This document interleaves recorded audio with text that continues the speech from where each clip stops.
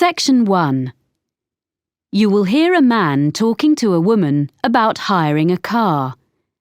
First, you have some time to look at questions 1 to 5.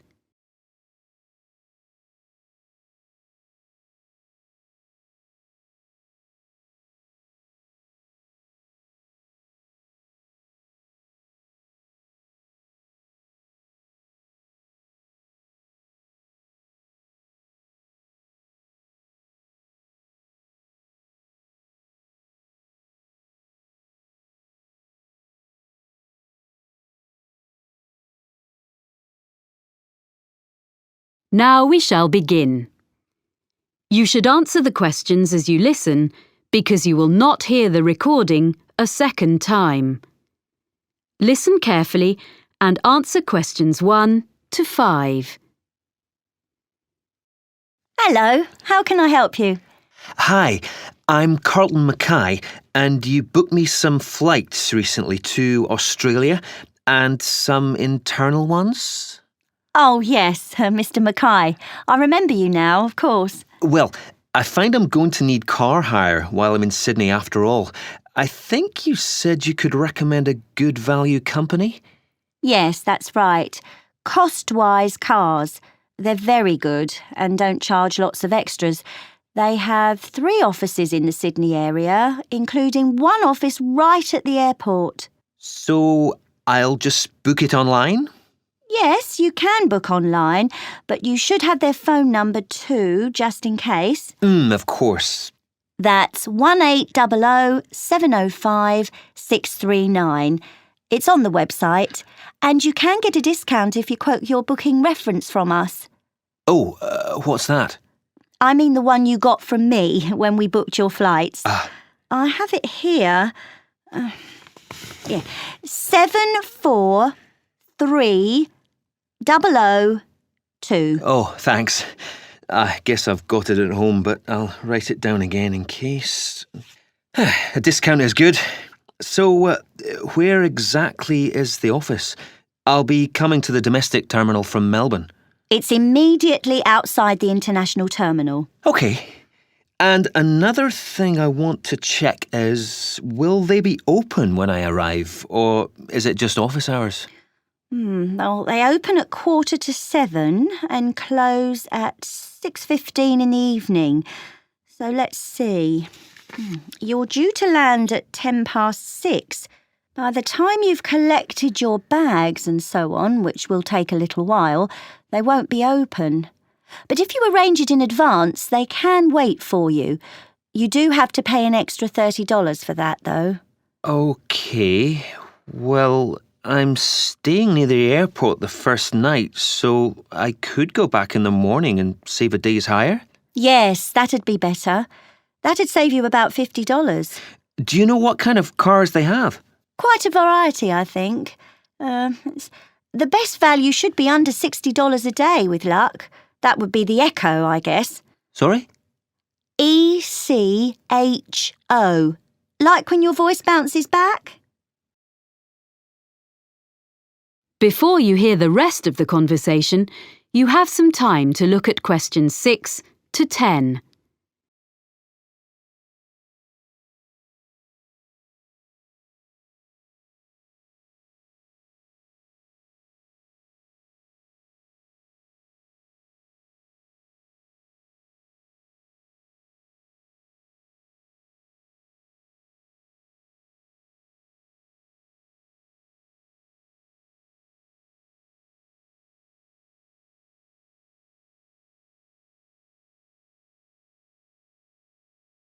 Now listen and answer questions 6 to 10. I suppose I have to book online before I leave? That's the best way. They won't deduct any charges until you finish with the car, but they do need your credit card number when you book, and of course they'll want to see your driving licence when you collect. How long will you need it? I'm in Sydney for 7 days. I'll only actually need to use it on 3 or 4 of those days, I hope, but I'll keep it for the whole week. I guess it's going to be a few $100s. Can you suggest anything I can do to keep the cost down? Oh, you get quite a big discount if you do less than 1,000 kilometres in the week. Oh, that's good. I don't suppose I will be driving that far, actually. But, oh yes, the other thing I should mention is the insurance. It's included in the price. Oh, that is good value then. Yes, but what you must remember is that it doesn't cover anything except the car, so you must be careful not to leave anything at all in it when you park, because your luggage isn't insured, even if it's out of sight, locked in the boot. Yeah, well, I think my travel policy will cover that, actually. Good. OK, and can I return the car outside office hours? My flight home is very early in the morning. Can I put the keys through the door or something? There's a secure box just outside the office on the pavement. You just drop the keys in there. Oh, good. And one other thing, you should remember to buy petrol before you leave it. If you don't drop the car back with a full tank, you get charged to fill it. I recommend you go to a supermarket before you go out to the airport. Thanks for the tip. Not at all. Do call in again if there's anything else I can help with. I will. Many thanks. That is the end of section 1. You now have half a minute to check your answers.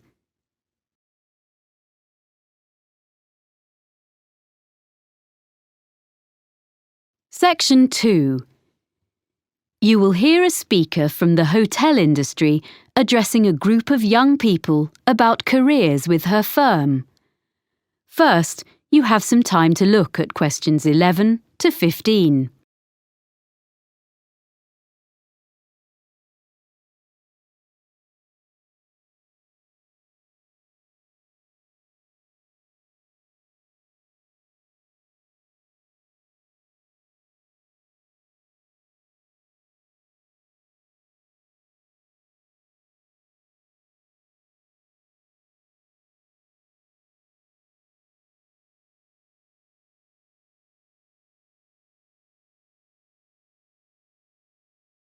Now listen carefully and answer questions 11 to 15. Good morning. It's a great pleasure to be here in London and to see so many people interested in working in hotels. We, in the international finest group of hotels, are very proud of our business, and we are always on the lookout for quality recruits in every department. Now, I'm going to outline some of the areas of work where we are currently recruiting and the essential skills or qualifications for them. Then I'll run through our recruitment procedure, OK? At the moment, we're looking for a number of people for administrative posts in different parts of the world, and also some roles which involve a lot of travelling. One of our main business streams is hosting special events for other businesses. If you have good communication and organisational skills, with a good level of fluency in at least one European and one non-European language, I'd suggest you think about becoming part of the team which sets up these events for all our centres. This would mean being based full-time in our London office. The work ranges from setting up small meetings a few days ahead to organising international conferences 2 years in advance, so there's plenty of variety. Some of the conferences we run have as many as 1,000 delegates, so it's quite challenging. Then there are some posts available for professionals in the catering field. Chefs we can find. It seems this is a popular career choice in many parts of the world, as in the UK these days, in spite of the exacting standards. But people to manage catering departments need more than a love of producing quality food. We're after really energetic and totally efficient young managers who already have the relevant business qualifications, no training on the job here, and they must share the team's determination to make everything run smoothly at any time of the day or night. Or if you are the type of person who enjoys a challenge, what about becoming one of our relief housekeepers? You'll be a good people person, well organised and supremely flexible.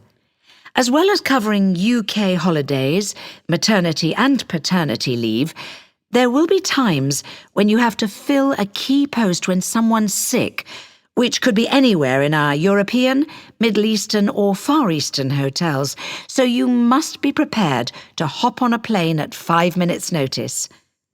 The International Finest brand name attracts visitors from all over the world and on all kinds of business and leisure trips. Our swimming pools and gyms need to be run by people with the highest standards of customer service. You don't have to be a great athlete, but smart appearance and a pleasant manner are necessary. A diploma in sports science would be the minimum requirement here. Lastly, I'd just like to mention that the main London office has another vacancy. Most bookings come online, especially from the Far East, for people coming to Europe. If you have fluency and some keyboard skills in, for example, Spanish or any Far Eastern languages, either having taken a degree or preferably from having lived and worked overseas, you might be just the person we're looking for to deal with email bookings and queries in the office here. A flexible attitude to working hours is also important, as you may have to come in outside normal office hours. Before you hear the rest of the talk, you have some time to look at questions 16 to 20.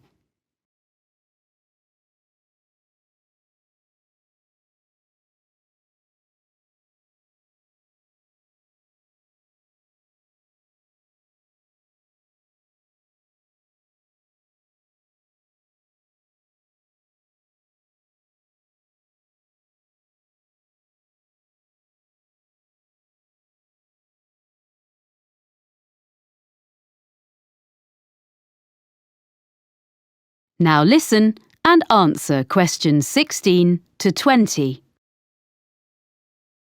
So that's an overview of the kind of jobs. Now, how to get them. First of all, provided you have a UK work permit, you can go online and register an interest in working for us. By return, you'll receive a unique applicant's code, which is your personal identification number and which we'll use in all communications. Along with that, you get access to the Human Resources website, where you should make sure you understand the legal terms and conditions which apply to all our employees. That's also where you can then download the application form, fill it in, and send it back along with your CV. You'll know within 48 hours whether you're being considered as you get an automated response. Sorry if it's a bit impersonal, but at least it's quick. Hopefully, if we like the sound of you, there will be in that automated response a list of times for an initial interview which will take place by telephone during the following week. You confirm by email which of the time slots will suit you. Provided the interview is satisfactory, at that point we'll ask for any evidence of qualifications required, which might be your degree or diploma certificate or so on, which you have to send certified copies of, and we contact your referees. The last thing you have to do is you come along and have a look round the International Finest Group head office, get to know some of our team in human resources face to face, and participate in a one-day recruitment seminar, which involves a number of group and individual activities, along with other potential employees. Then, with luck, we'll offer you a job. So I hope you like the sound of joining our organisation. That is the end of section 2. You now have half a minute to check your answers.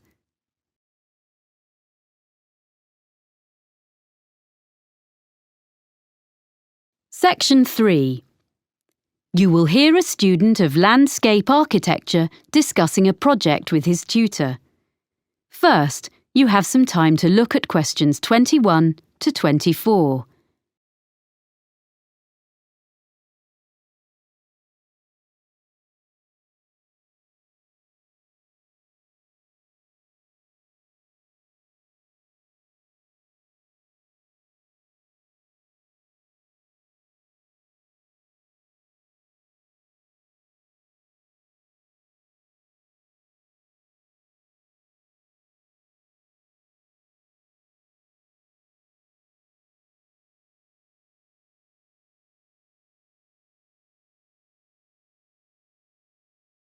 Now listen carefully and answer questions 21 to 24. So, let's hear what you're doing for your next project. I've decided to design a roof garden for a supermarket. I've been looking at some on the web, and I think that a garden on top of a building is the up-and-coming thing. Okay. So you've done a bit of reading already? Mm-hmm. What benefits would there be for the client? Why do you think a supermarket chain would be willing to meet the expense of construction? You do realize that would be the first thing they raise. Yes, I know. But I'd explain that in spite of the initially high expense, they would save that much in approximately 5 years. Well, I'd have to do sums. Calculate specifically. Yes. How would the saving come about? Mainly through lower heating and aircon bills. The extra insulation offered by having a layer of living plants in the soil would make a huge difference. Okay. But they might feel the expense of maintenance would be an issue. After all, supermarkets don't normally employ gardeners. What I thought was, if they made it a community garden rather than a simple low-maintenance green roof. So there'd be public access. Oh, yes. Then there'd be a sense of ownership in the local community, and people could take responsibility for it instead of the supermarket paying a commercial company, and it'd really boost their public relations. That's a good point. And have you been looking into how roof gardens are built nowadays? I'm still exploring that. But if I take advantage of the latest technologies for roof gardens, it shouldn't be too difficult. But in any case, you have to use lightweight materials. But that's a matter of making the right choices. You can even use quite traditional ones, such as wood, for the planting areas. Yes, that's what I thought. It'll look good and it isn't too heavy. But for the basic construction, the issue you have to address first is the material used between the building and the garden. You mean the barrier fabric, which ensures there's no chance of rainwater leaking down into the building? Yes. Nowadays that is very good and quite easily sourced. Then, on the other hand, there's the business of water within the roof garden itself. You mean drainage? That's an important feature of the construction in any roof design. Yes, but I think most drainage issues have been well understood for quite a long time. Okay. But another thing is with plants in an exposed situation, you usually need to find ways to optimize rainfall. Yes, because rainwater is best for the garden, if you can store it for when it's needed. What I've been looking at are some buildings which use fairly conventional storage tanks, the kind that have been in use for decades, but have them linked to modern automatic watering systems. Sounds complicated. It's less so in practice than it sounds, I think. I've been researching them, and actually the latest ones definitely work very well, and they can be electronically regulated to suit the local microclimate. That sounds interesting. You seem to have been doing some thorough research. Make sure you reference all your sources when you write it up. Yes, sure. There's one more aspect I'd just like to run past you if there's time. I want to include a light feature in the design. Of course. I've got a sketch here. Let's have a look then. Before you hear the rest of the conversation, you have some time to look at questions 25 to 30.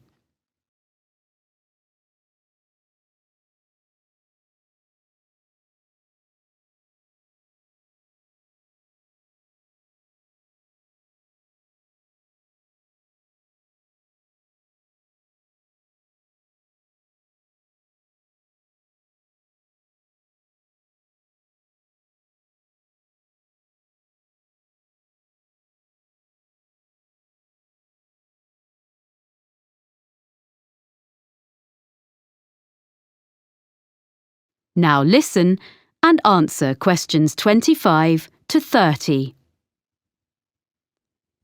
Well, I was really impressed by something I saw on a roof in Cornwall, and I'd like to design something similar.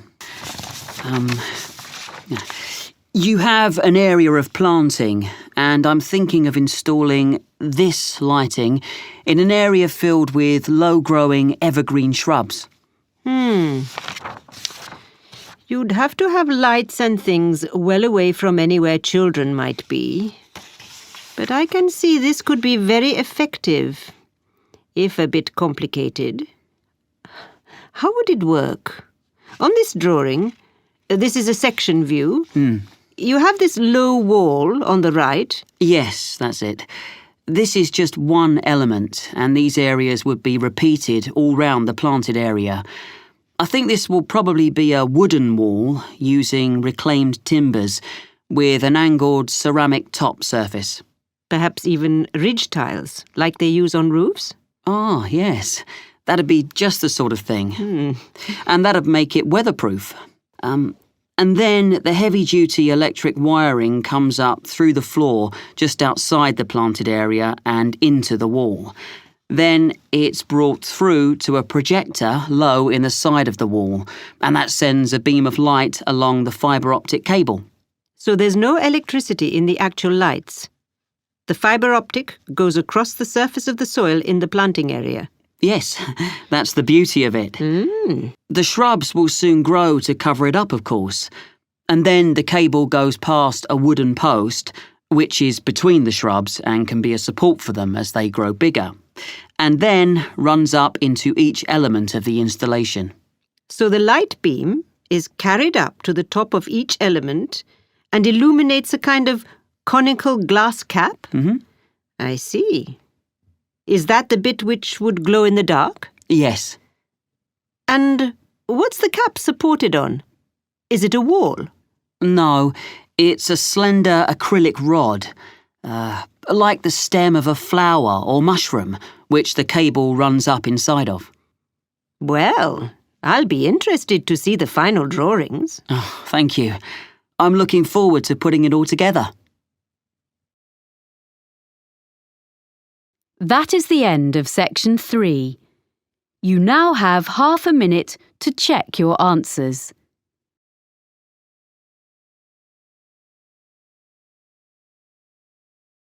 Section 4. You will hear a geography student giving a presentation about sand to fellow students. First, you have some time to look at questions 31 to 40.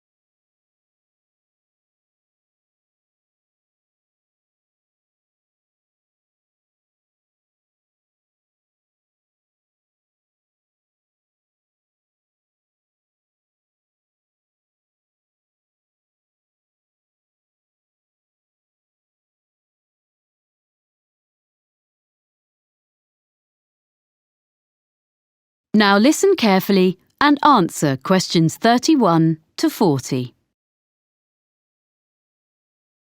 First, I would like to tell you how the Argus computerized photography system has helped marine researchers.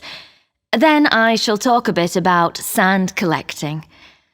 Well, Argus is the system Dr. Rob Holman developed when he was working at a research pier on the coast of North Carolina about 20 years ago. This pier stretches out over the water, and it's the longest research pier in the world, with an observation tower on the end of it. The researchers there make precise measurements of how the sand moves about under the waves. This research is critical to the study of beach erosion in places where the coastline is being worn away. The Argus system helps to solve the difficulties encountered by these researchers. The system correlates the data from under the water with what Dr. Holman gets from his fixed camera, which is mounted above the water on the pier and uses time-lapse photography. Some of Dr. Holman's results have changed the way people understand how sand moves.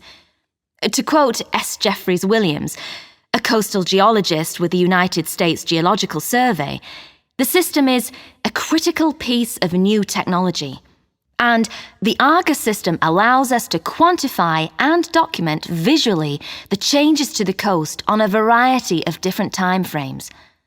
A lot of these take place when there is a storm, or at other times when it is difficult to have people out on the beach making observations and taking measurements. Up to now, Argus installations have been installed in places in Oregon, California, Hawaii, England, the Netherlands, Australia, New Zealand, Spain, Italy, and Brazil, as well as in North Carolina. Now, I'd like to introduce Dr. Holman's sand collection. He started collecting sand in the 1980s, and he still collects it now, even though he has around 1,000 samples. They come from his travels and from geologists and amateurs all over the world, and the collection includes sand from each continent, including Antarctica. People send him sand in envelopes, plastic bags, paper towels, and all sorts. Each is stored in a glass jar, which Dr. Holman labels by latitude and longitude of its origin, as well as he can work them out. Sometimes the information is a bit sketchy. Anyway, it's mainly geology students at the university who study his collection, and they can learn a lot from it. For instance, one set of tubes displays sand from the east coast of the US, so you can see that the sand gets lighter and finer from north to south. By the time a grain of sand eventually washes up on a beach in Florida, at the southern end of that journey, it has been battered by waves for a long time, so the grains are fine and rounded, because most of the time sand is not stationary on the beach.